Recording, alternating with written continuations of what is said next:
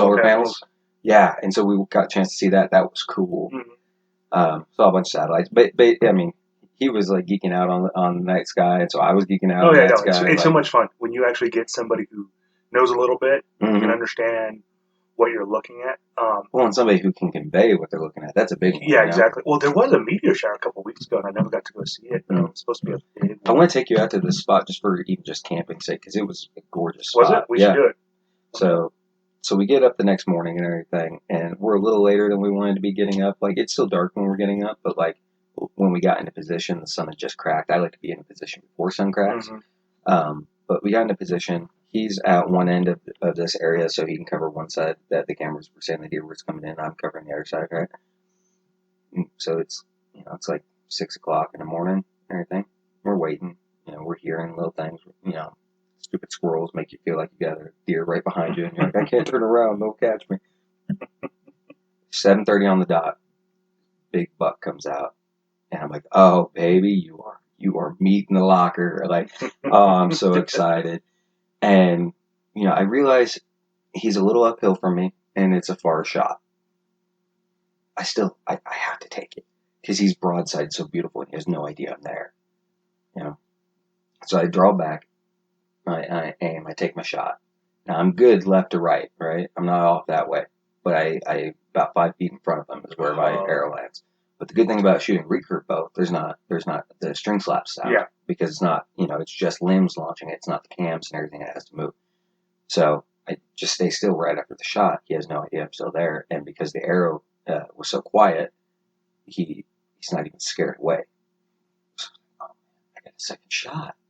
So, I grab my second arrow, I lace it as quietly as I can and everything. And any single time, like, he even looks in my direction, he just froze right there, right? And so I drew back, and he looks at me, and so I just kind of have to, like, hold it.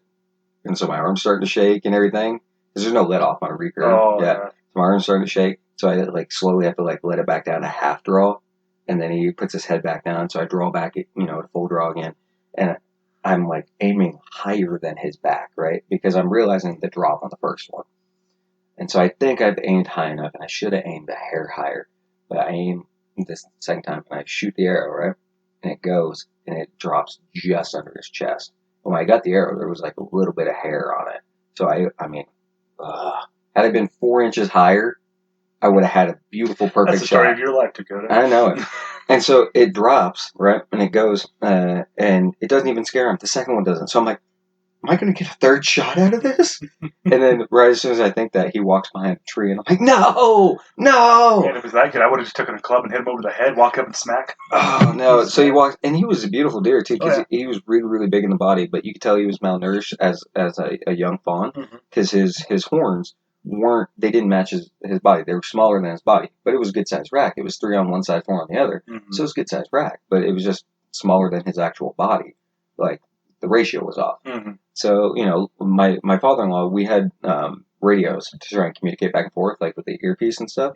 And I said that, I have horns over here, but like he couldn't hear me. And so the only thing he heard was a faint like arrow whistle going. He's like, what? So I have to...